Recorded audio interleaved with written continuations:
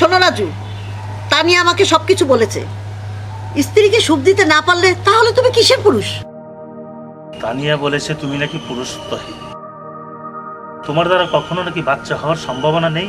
বিষয়টা আসলে এমন না। যাই হোক আম্মা, আপনি একটু তানিয়াকে ডাকবেন, ওর সাথে আমার কথা আছে। তানিয়া, এই তানিয়া, তানিয়া, এই তানিয়া, কি হয়েছে? আসছো না কেন?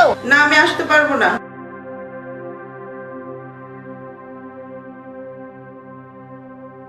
বাবা, শ্বশুর হয়ে তোমাকে বলতে লজ্জা লাগছে, তবুও বলছি, তোমার তো টাকা পয়সার অভাব নেই, তুমি ভালো একটা ডাক্তার দেখাও, প্রয়োজনে বিদেশে গিয়ে চিকিৎসা করো।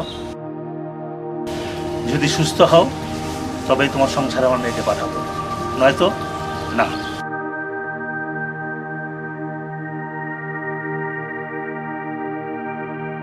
আপনি কোন মুখ নিয়ে এখন এখানে বসে আছেন?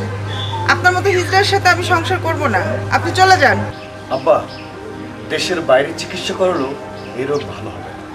তার চেয়ে বরং আপনার মেয়েকে ডিভোর্সের ব্যবস্থা করুন, আমি সাইন করে দিচ্ছি।